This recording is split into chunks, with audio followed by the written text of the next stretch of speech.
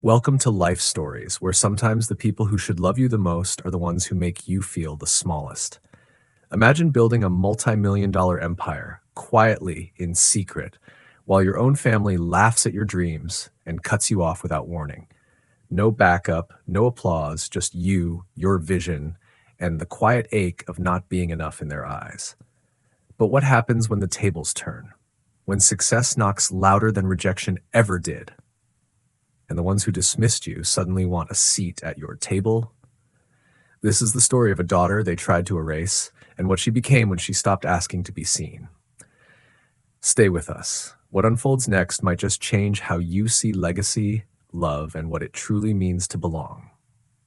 Let's begin. I was always the one they tried to edit out of the Langston family narrative. While Carter collected his Harvard MBA and Sloane practiced her political smile in designer gowns, I, Harper, was building something they'd never understand. Not because they weren't capable, but because they didn't want to. In our family, legacy meant reputation, not purpose. Our dinner table had always been a courtroom, our words evidence in a trial I never signed up for. And tonight, as I stood in front of the same oak-paneled dining room where I'd once been scolded for asking why my mother didn't work, I knew something none of them did. The secret pulsed in my chest like a second heartbeat. Our home in Greenwich was a kind of shrine, high ceilings, oil portraits of stiff-faced ancestors, a chandelier that dripped crystals like the tears no one in this family ever showed. My mother, Victoria Langston, had once hosted a gala in this very room where she announced Sloane's engagement with the same reverence others reserved for Nobel Prizes. Tonight's gathering was smaller, but the stakes were higher. Unbeknownst to them, I had just signed a term sheet that would change everything. I parked my decade-old Honda Civic behind Carter's matte black Range Rover and stared up at the house where ambition had always mattered more than affection.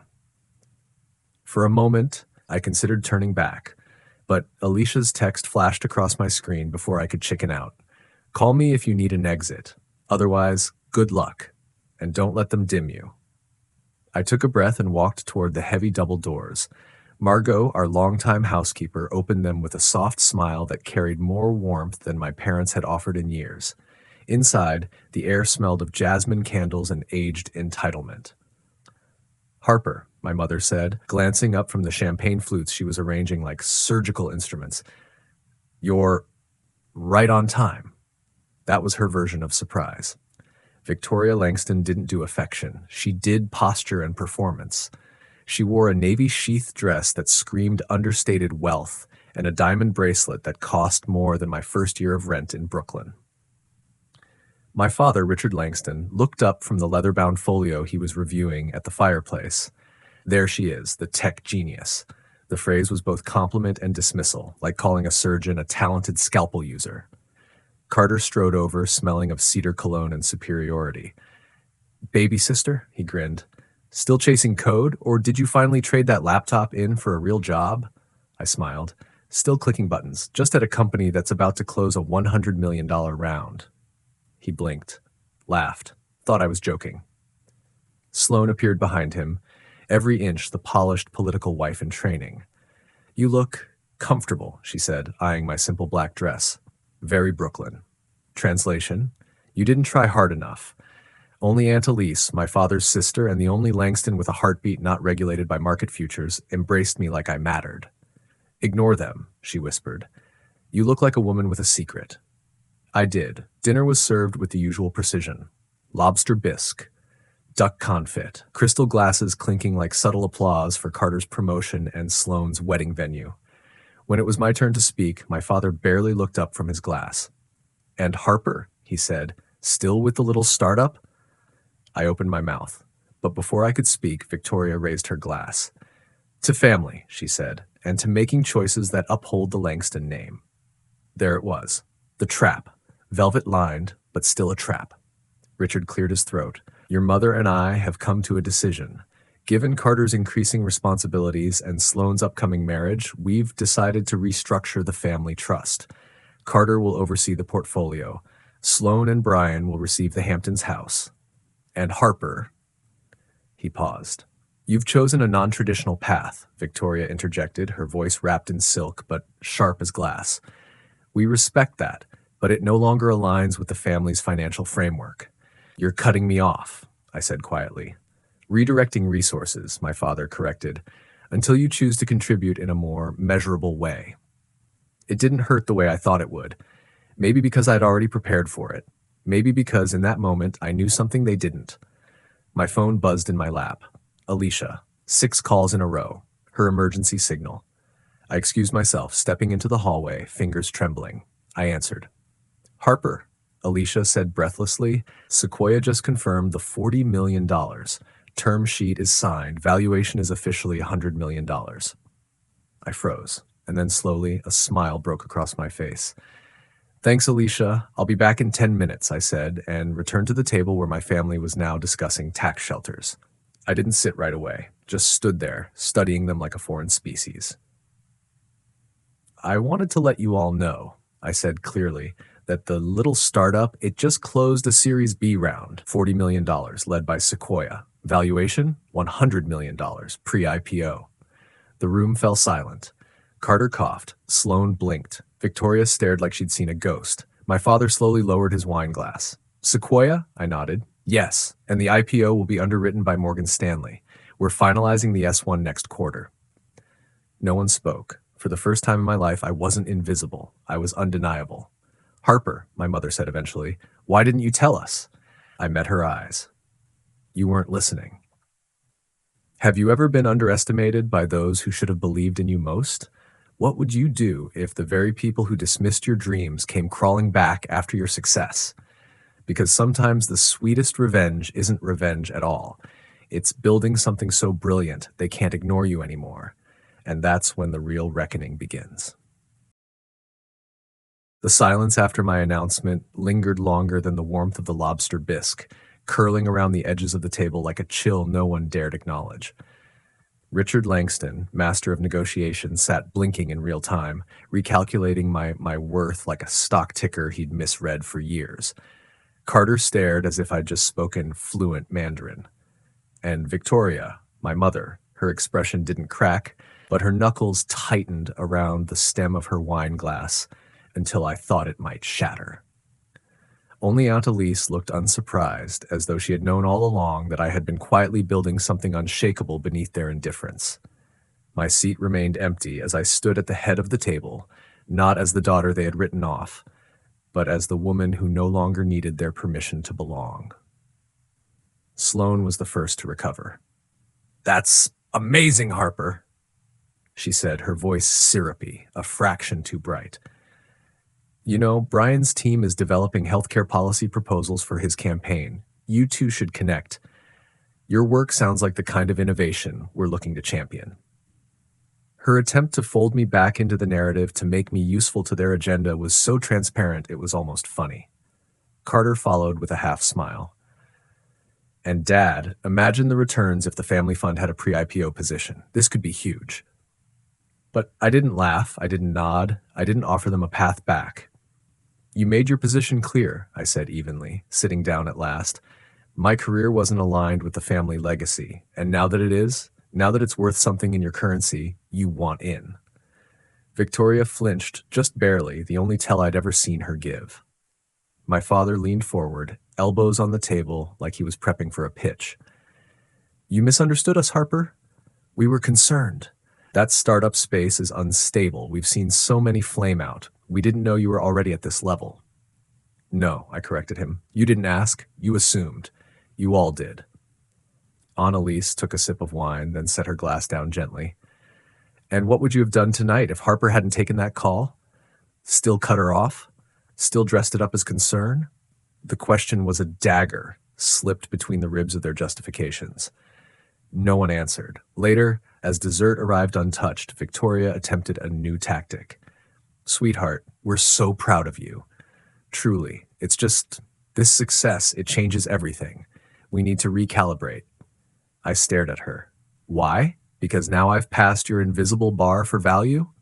I just want you included, she said, her voice thinner than I'd ever heard it. You're part of this family. No, I said softly. I've always been part of this family. You're just now noticing because I can afford to be noticed. When I stood to leave, the room stilled again. Where are you going? Carter asked, a tremor in his voice I wasn't used to hearing.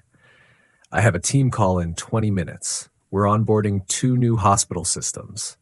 That matters more than whatever you've decided my place should be. I turned to Elise. You want a ride? Her smile was answer enough. As we stepped into the cold night air, the door clicking shut behind us like a final punctuation mark, I felt something shift, not just in the power dynamic, but in me. For years, I'd built from a place of hurt. Now I was standing in something stronger, clarity.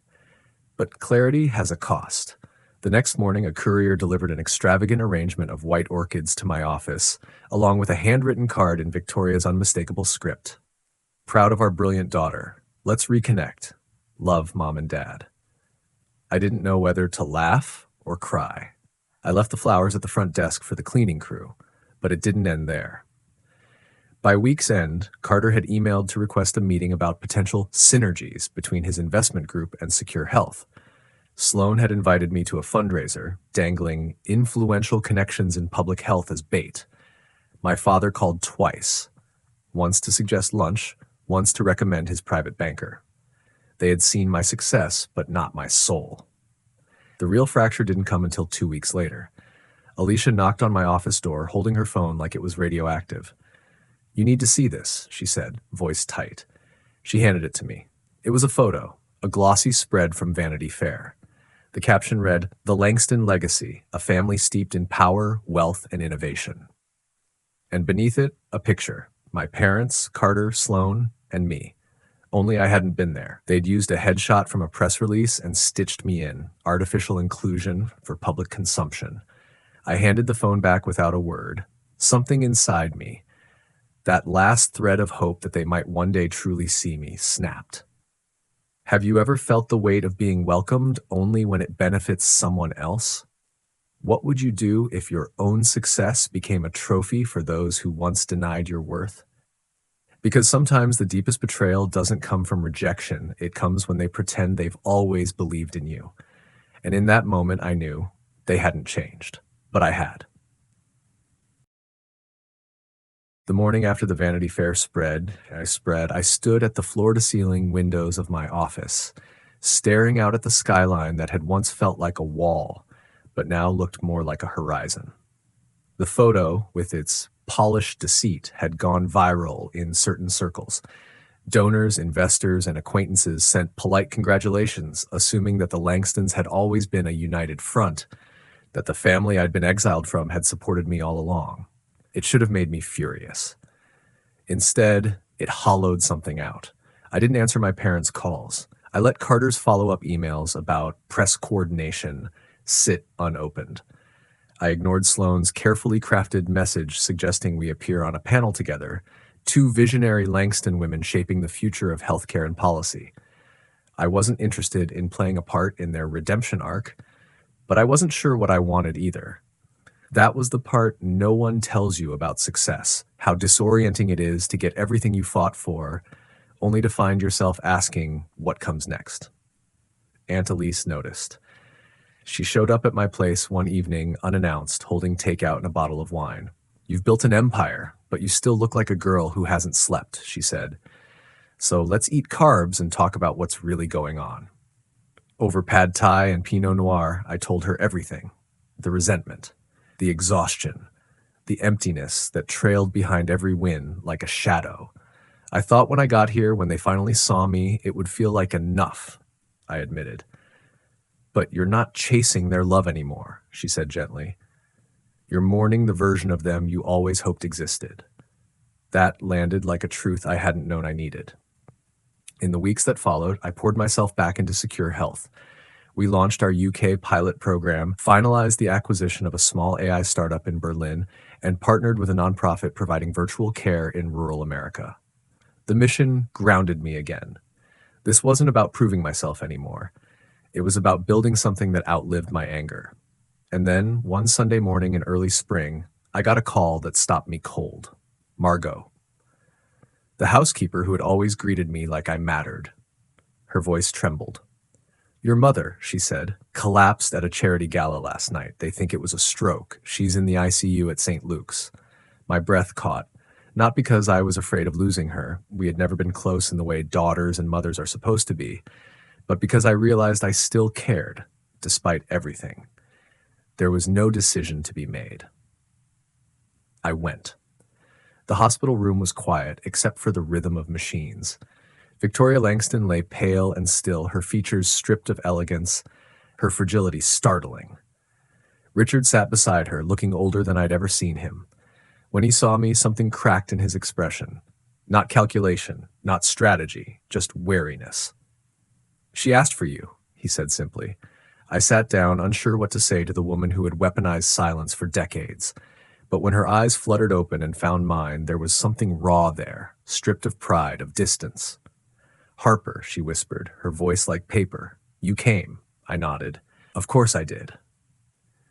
She tried to speak again, then gave up. I reached for her hand, and for the first time in our lives, she didn't pull away. We sat like that for a long time, two women linked by blood and pain and a lifetime of missed chances. In the following days, I visited daily. I coordinated her care plan with the hospital, spoke with her neurologist, ensured she had the best specialists available, not because she had earned it, but because I had. One afternoon, a week into her recovery, she asked me something unexpected. "Did I break you, Harper?" I looked at her, this woman who had once made me feel like my success was a stain on the family name, and then I told her the truth. "No. You tried. But you made me stronger. In your absence, I had to become whole on my own." She closed her eyes, tears slipping down the sides of her face. "I'm sorry," she said, not perfectly, not dramatically, but honestly. It was more than I ever thought I'd get. That spring, Victoria Langston stepped down from her social boards. She moved to a quieter home outside the city and began therapy. I didn't expect miracles, but the phone calls started coming. Not requests, not favors, just check-ins. A photo of a blooming orchid, a recipe she thought I'd like. Small, deliberate bridges. The rest of the family wasn't so eager to change. Carter continued managing the family fund with precision, but never visited. Sloan ran for local office and used my name carefully, always as a shared family value, never as the sister she once dismissed. I didn't confront them. I didn't need to. I had nothing left to prove. At Secure Health's 5-year anniversary gala, I stood before our team, now over 200 strong, and raised a glass to them. "You are the family I chose," I said, "and the legacy we're building together will outlast all of us." Later that night, Elise pulled me aside. "You know," she said, "your mother sent a donation to that Girls in Tech program you launched, anonymously." I didn't say anything. I just nodded, a small ache rising in my chest. Sometimes redemption doesn't come with applause or closure. Sometimes it's a single quiet act given freely and without conditions. On the anniversary of the dinner they cut me off, I drove alone to Greenwich. I didn't go to the house. I stood across the street, watching it from a distance. The lights were on. Laughter echoed faintly through the open windows. And for the first time, I felt nothing. Not grief, not rage, just a strange, clean kind of peace. I turned and walked away. Not out of bitterness, but because I was finally free. How did this story make you feel, and what part stayed with you the most? Comment 100 if this story moved you. Tell us what country you're watching from. Share this story with someone who needs to believe that healing and legacy can take many forms. Thank you for watching Life Stories.